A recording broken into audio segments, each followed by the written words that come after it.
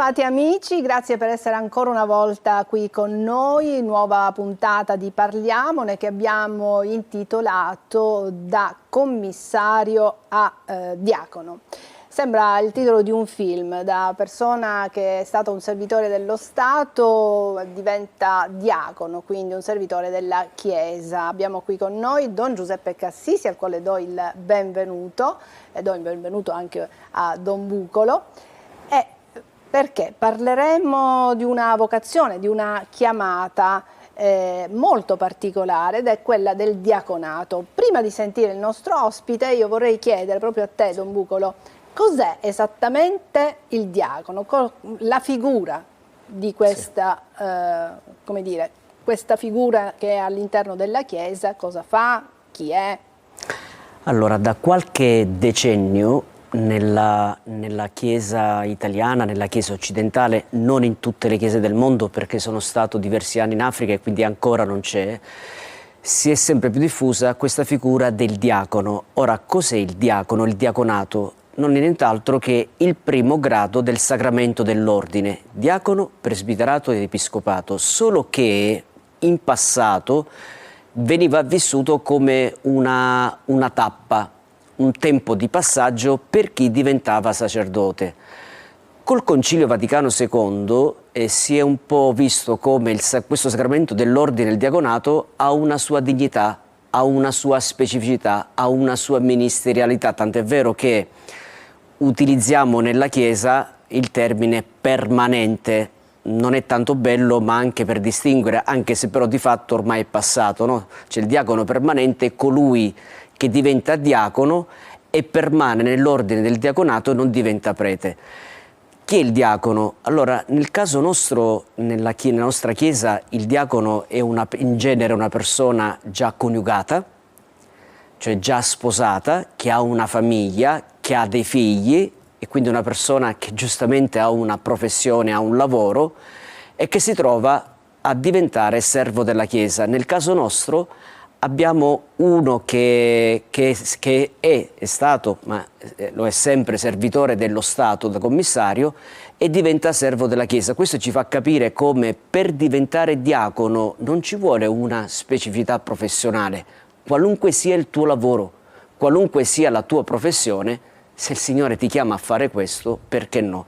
E per questo la puntata di oggi è da commissario a diacono, da servitore dello Stato a servo della Chiesa, ma lo possiamo adesso ascoltare e vedere un po' come nella sua vita il Signore lo ha chiamato e come si è trovato poi a dire sì a questa chiamata importante nella Chiesa. Don Giuseppe, allora, forse dobbiamo andare proprio un po' indietro nel tempo, non tanto quando lei è diventato poliziotto, ma da bambino. Cos'è successo? Era piccolissimo? E Sì, ero piccolo. Si sa, in famiglia almeno un tempo si pregava la sera, magari prima di andare a letto. Io mi ricordo mia mamma si sedeva sul mio letto e pregavamo insieme, facevamo la liturgia, le preghiere della sera. E quindi era un modo per stare insieme a mia mamma e pregare il Signore. Mia mamma è stata sempre un tipo religioso, è una donna casalinga che ha badato 4 figli, lei si è consumata nella famiglia. Ecco, stiamo vedendo alcune foto, questa invece è sua moglie. Sì, Daniela, sì. Ecco. E quindi è così, poi la mattina... Mi ha educato, diciamo, sì, mi ha educato, sì, sì, alla fede. Poi io questa fede l'ho scoperta, l'ho trovata, mi è stata trasmessa, me l'ha mandata Gesù e già ero grande, mi ricordo ragazzo 14enne, frequentavo la parrocchia del Catania, la parrocchia Sant'Agata a Carcere, un tempo, oggi è santuario, e lì c'era il padre di Paolo che adesso non c'è più giustamente. Io ero uno dei ragazzi discoli e allora padre di Paolo mi teneva a bada sempre, no? Giocavamo a biliardino, però io spesso andavo a pregare in chiesa durante il pomeriggio che non c'era nessuno, mi mettevo a pregare proprio davanti al tabernacolo, era un posto migliore per me, non so, non lo capivo, però io provavo tanta pace quando io pregavo davanti al tabernacolo. Un giorno mi sono sentito chiamare nella mia anima, dentro di me, non so spiegare come, che voce avesse, però mi sono sentito chiamare e mi disse: vuoi venire da me? questo vuoi venire da me, per me è stato un motivo di andare indietro nel tempo, come quando io iniziai a pregare con mia mamma. Ecco, allora era la preghiera, vuoi venire da me? Il Signore mi aveva accettato perché io pregavo molto, allora mi ha ascoltato. E io però... Questa frase, lei l'ha capita subito? Cosa poteva No, non l'ho capito, non l'ho capita subito, difatti io non dissi niente, mi sono spaventato quel giorno, ho riferito tutto al mio padre spirituale, padre di Paola, e dice: perché sei spaventato? Dice, con Gesù non ti devi spaventare, vuol dire che ti sta chiamando. Da lì poi finì tutto, perché la bella vita, la ragazza, la discoteca, certo crescevo e quindi ho dimenticato la chiamata del Signore. Però poi all'età di 30 anni mi è venuta in mente questa frase. Già era poliziotto? Sì, già ero poliziotto. A che età è diventato poliziotto? Poliziotto a 18 anni sono entrato. Quindi già in polizia a 18 anni. Sì, e in polizia io, quanto volevo pregare, entravo nella cappella che c'era dentro la caserma e lì era il mio momento di pace, pregavo il Signore, c'era un crocifisso bellissimo che mi trasmetteva tanta pace, tanta luce. Io il Signore lo sentivo sempre dentro di me, però questa frase non più, perché il Signore mi aveva lasciato libero. Però a 35 anni, mentre io frequentavo la chiesa dei Benedettini, delle suore benedettine di Via Cruciferi di Catania, frequentavo perché io la mattina prima di entrare in ufficio andavo a messa, la messa lì si celebrava alle 7 del mattino, però io arrivavo molto prima perché mi piacevano le lodi cantate dalle suore e quindi col buio entravo in quella chiesa. L'ho fatta questa vita per 9 anni consecutivi, tant'è che mia moglie un giorno si è preoccupata di me, dice: ma si può sapere dove vai, cosa fai così presto la mattina, hai premura di andartene? Quanto mia moglie... Lei non lo diceva? No, nessuno. Non lo diceva nessuno. Partiva prima da casa, sua moglie sapeva che alle 7 doveva entrare in ufficio, no? Alle 8 in ufficio, alle 8. Mentre... Quindi si partiva molto prima. Partivo molto prima anche perché lì c'era problema di posto, no? Della macchina, dovevo trovare un posteggio. Una serie di cose. Mi sono andate bene. Io dopo la messa rientravo in ufficio contento, soddisfatto, come se avessi vinto le Olimpiadi, appunto perché avevo ricevuto tutto, no? Quel traguardo che dovevo raggiungere l'avevo già raggiunto. I miei colleghi però non mi capivano perché loro vedevano me così felice, mentre loro già erano stanchi. Erano cupi, sì, ma c'era una giornata la mattina e per loro era una stanchezza. E a quel punto io gli dissi a loro: ma voi vi sentite così perché voi non frequentate la chiesa, non andate a messa, non andate a cercare un amico che può dare veramente il giusto riscontro per la giornata, per portare avanti la giornata. Però loro un giorno mi dissero: dice, tu sei felice nel tuo mondo perché vivi nel tuo mondo. Io avevo la mia parete tappezzata di santi. Aveva trasformato sì. la scrivania, il suo angolino, diciamo. Sì, esatto. Mentre loro, i miei colleghi, tanti oggetti religiosi. Certo, diciamo. Non avevano oggetti religiosi, ma bensì avevano altri oggetti. Era abbastanza manifesta la sua fede. Sì. Non diceva magari che prima andava in chiesa, a messa. No, questo no. Però quando poi ho detto che dovevo andare in pensione per raggiungere i limiti di età, 35 anni di contributi, potevo andare in pensione, perché io avevo un obiettivo, quello di iscrivermi a San Paolo per la teologia. Ora ci arriviamo, ci arriviamo. Perché c'è un episodio della sua vita che mi sembra molto importante. Quando lei era poliziotto c'è stato un avvenimento di cui hanno parlato tutte le televisioni, tutti i giornali, tutti i media, e lei è stato coinvolto negli scontri che sono avvenuti durante il derby il 2 febbraio. Ecco, stiamo vedendo quelle drammatiche sequenze. Il 2 febbraio, negli scontri del derby Palermo-Catania, Catania-Palermo anzi, dove morì poi un suo collega, l'ispettore Filippo Racciti. Sì. Ecco, lei è stato coinvolto in quella ed è finito anche in ospedale con un trauma cranico. Sì, sono finito. Immagini impressionanti, tutte le volte che le riproponiamo sono veramente, fanno capire il pomeriggio di inaudita violenza che si è svolto lì davanti allo stadio Massimino di Catania. Cosa è successo? È successo che molti ragazzi giovani dell'età di 20-25 anni praticamente si erano presi la mano di rivolgersi in modo cruento verso i tifosi del Palermo. I tifosi del Palermo erano chiusi dentro la curva nord e quindi erano blindati, non potevano uscire. Allora, perché appunto non potevano uscire, che cosa fecero loro? Adesso ci carichiamo la polizia, così è come sfogare la propria rabbia che avevano sì, nei confronti. Ma lei è finito sotto le grinfie di alcuni giovani? Sì, in particolare non mi ricordo bene se era uno scooter, un motorino. Io praticamente, cosa è successo? Mi ricordo questo particolare che un giovane lanciò una bomba carta nei nostri confronti, eravamo schierati in via dello stadio, poi il commissario di servizio diede la carica e io andai a prendere questo giovane, perché lui stupidamente si era fermato, non è che scappò via, si era fermato, allora io l'ho presi.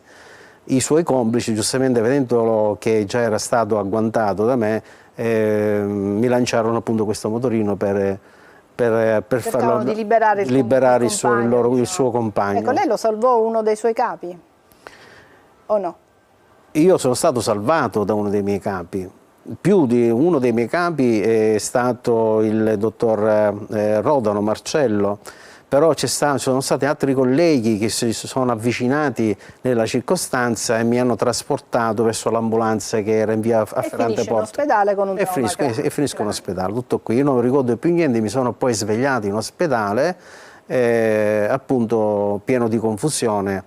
Però mi ricordavo questo episodio, tutto qui. Ecco, che sentimenti ha provato nei confronti di questi giovani che l'hanno mandata in ospedale con un trauma cranico, eccetera? Allora, qui ritorna sempre quella benedetta frase che mi perseguitava sin da ragazzo.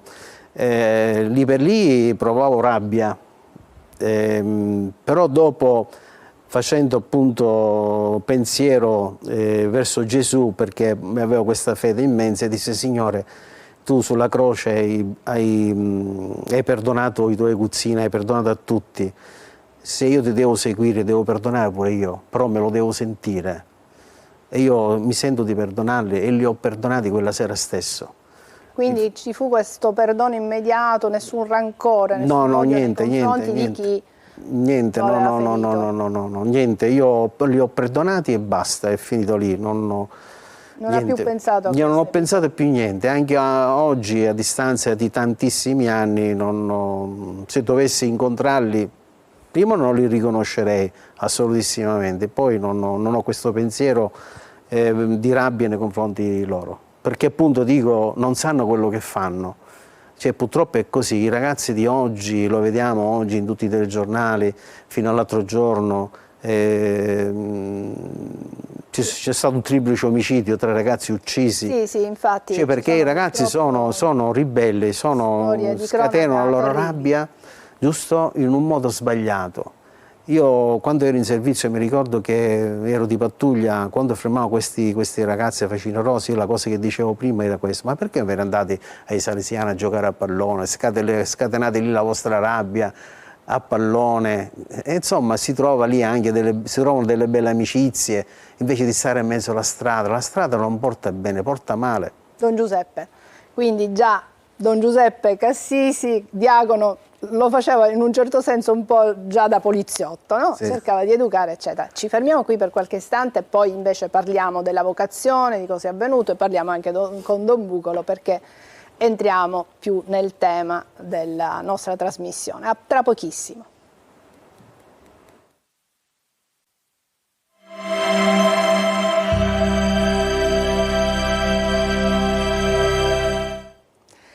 Eccoci, stiamo ascoltando la storia di Don Giuseppe Cassisi, che è un diacono, nella sua vita ha fatto il poliziotto, è stato un commissario di polizia, è un papà, un marito, ha dei figli, poi ad un certo punto a 53 anni, abbiamo raccontato anche la sua vicenda di quegli scontri che ci furono allo Stadio Massimino, dove è rimasto coinvolto durante un derby di calcio, Catania-Palermo, insomma. Cassisi a 53 anni va in pensione, esatto. È un poliziotto che a quel punto potrebbe godersi la sua pensione, i suoi figli, i suoi nipoti, e invece cosa pensa di fare? Visto che da ragazzino aveva sentito una voce, vieni da me, ma se l'era quasi un po' scordata durante la sua vita questa voce. Ecco, arrivato a un certo punto, che succede? A 53 anni dice, adesso che faccio? Bene, il 1° gennaio del 2011 mi metto in pensione, 15 febbraio sempre dello stesso anno mi iscrivo al San Paolo, Istituto San Paolo. Potevo benissimo ancora aspettare un po' di tempo prima di decidere di iniziare gli studi universitari, però io non volevo perdere il tempo, perché già tempo ne avevo perso abbastanza e il Signore mi aspettava. E quindi mi sono iscritto. Ecco, ma si è iscritto già con l'idea di fare il diacono o no? No, non mi sono iscritto con l'idea di fare il diacono, volevo solo conoscere prima la strada, se era una strada che io potevo percorrere oppure mi ero sbagliato, perché io su queste cose sono un pochino, sto attento. Molto riflessivo. Sì, sì, sono molto attento. Quindi sono 5 anni di studio baccalaureato, ho preso il baccalaureato. Quindi e poi sono altri 2 anni. 2 anni di specializzazione. 7 anni di studi. 7 anni di studi. Per approfondire la sua fede, conoscere... Certo, sempre la mattina andavo a messa e il pomeriggio mi mettevo a studiare, avevo il tempo anche di dedicare alla famiglia, ai figli. La notte, a volte, quando si presentava il giorno degli esami, io mi mettevo a studiare. L'ultima settimana mi mettevo sotto a capofitto, a letto, a studiare. E qui mi entra il ruolo di mia moglie, che dicevo, ma tu come fai? Io non so come fai tu. Non ti capisco completamente, eppure avevo questa voglia della conoscenza teologica, appunto perché volevo arrivare a più presto ad abbracciare questo bellissimo ministero che è quello del diaconato. Perché nel frattempo è maturata dentro di sé sì. questa decisione, sì. diciamo, ha coinvolto un po' sua moglie era un po' perplessa, restia? All'inizio sì, ma poi dopo, quando capì che io facevo sul serio, mi davo le materie in tempo, nell'anno chiudevo, l'anno scolastico, eccetera, eccetera, allora capì subito, mia moglie diceva, tu fai sul serio, io non ti dico niente, fai tu. Certo, perché prima magari aveva pensato che era così, un passare del tempo studiando. Don Bucolo, stiamo ascoltando questa storia che veramente, come dire, prende molto, la storia di Don Giuseppe Cassisi, perché è un uomo che ha fatto tante tappe, tutte con grande lentezza, ma con grande convinzione. Ecco, il Signore ha dei tempi anche molto lunghi, sa aspettare. Quel vieni da me, che lui da ragazzino ha sentito, no? Era la chiamata a una vocazione, ma non era quello il momento giusto. Come lo possiamo interpretare? Allora, mi piace citare in questo Giovanni Paolo II, il quale in occasione del suo 50° di ordinazione sacerdotale pubblicò un libro sulla vocazione, dono e mistero, perché io penso che per tutti la vocazione è un mistero, nel senso che è al di sopra delle nostre aspettative, al di sopra delle nostre forze, delle nostre capacità e anche al di sopra dei nostri tempi, per cui è possibilissimo chiaramente che un ragazzino possa sentire questa voce, una voce che sembra quasi quasi essere poi spenta negli anni. In realtà, e qui abbiamo sentito il fatto di andare tutti i giorni a messa, il fatto anche dei santini lì nello studio, il fatto anche di questo cuore misericordioso nei confronti di quanto ha vissuto questa strage, fa vedere come quella voce era sempre lì. Cioè quello spirito cristiano, quello spirito di vocazione a qualcosa di grande era lì. Chiaramente il Signore aspetta i nostri tempi, o forse perché il Signore sa che i tempi nostri hanno bisogno dei loro spazi. Ed è stato bellissimo, non appena lui pensionato il 1° gennaio, subito il 15 febbraio, quando in realtà in genere un anno scolastico o un anno accademico universitario inizia a settembre e con lui da subito si è iscritto al secondo semestre perché ha capito che adesso forse bisognava fare seriamente, e lui non è andato lì, ed è bellissimo, a fare subito il cammino al diaconato. Sentiva questa voce, si poneva delle domande, la teologia chiaramente diventava una modalità reale e concreta per avere risposta, e quindi io con tutto questo vedo anche la bellezza di una persona che si mette in gioco ma che anche vuole discernere, di un discernimento che ha bisogno dei suoi tempi, un discernimento che anche, ed è bellissimo la posizione anche della sposa, della moglie, ma che vai a fare, vai a studiare, no?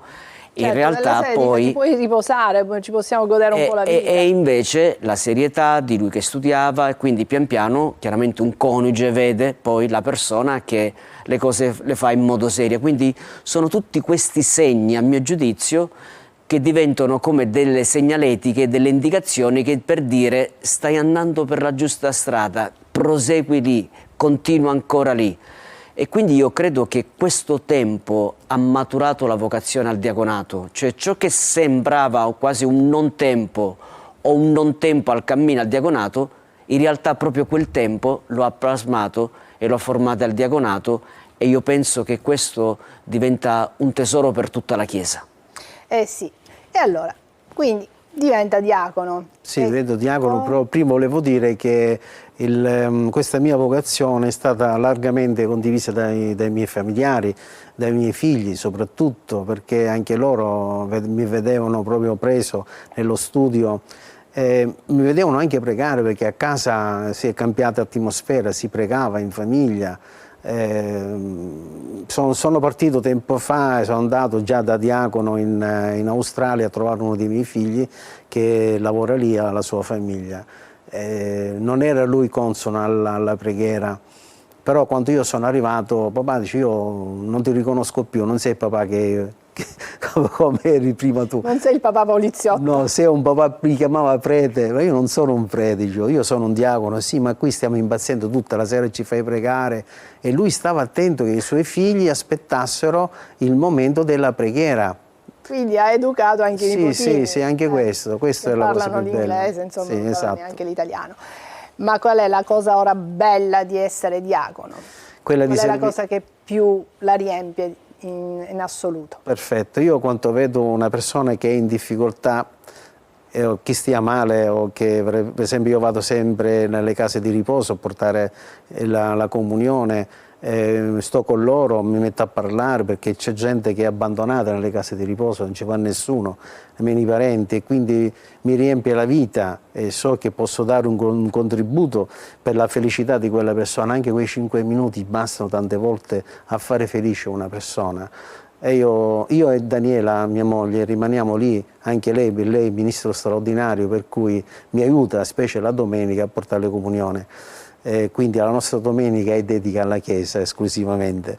Nei giorni lavorativi noi martedì, una volta al mese, andiamo anche in un istituto a Ognina, dove c'è appunto una casa di riposo, e noi, anche se appartiene, diciamo, alla diocesi di Catania, però andiamo noi perché purtroppo c'è una carenza anche qui di diaconi. Sì, certo, ma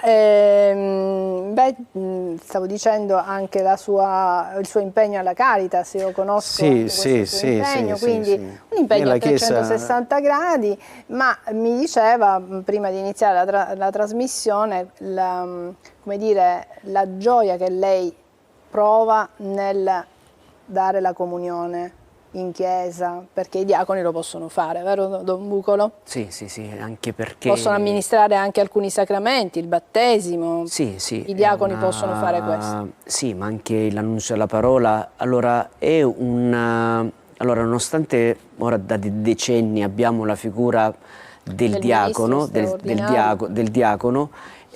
ancora non è così chiaro nella Chiesa, purtroppo. Perché si pensa, sì, perché si è sposati, perché ma sei mezzo prete, Di per sé la parola diacono è una parola greca, significa il servo, perché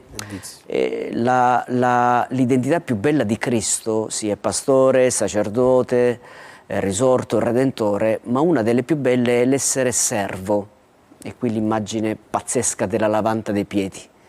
C'è colui che è il maestro, colui che la guida, che è il Signore perché si mette a servizio. È una cosa molto importante. È vero che nella Chiesa ci sono i 3 gradi, diacono, prete e vescovo, ma un prete e un vescovo, prima di diventare prete e vescovo, è diacono, quindi rimane il diaconato. Attenzione, non è che si azzera, non è che nel mio caso sono prete e non sono più diacono.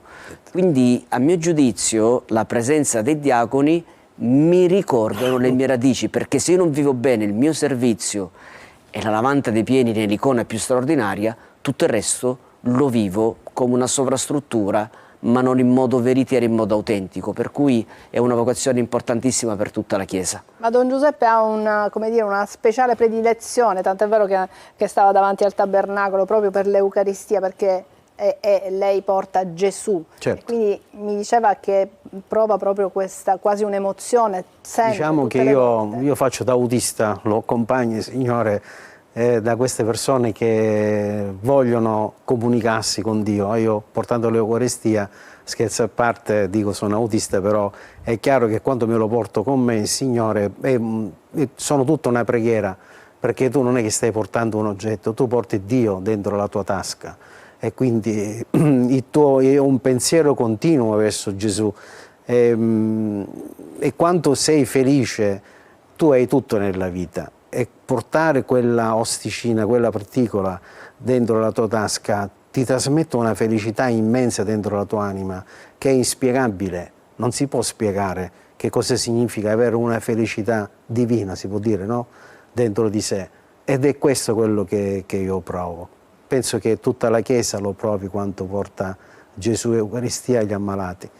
E di questo non ne posso fare a meno, quindi io sempre, e spero che per lungo tempo potrò servire la Chiesa, potrò servire Gesù portando l'Eucaristia.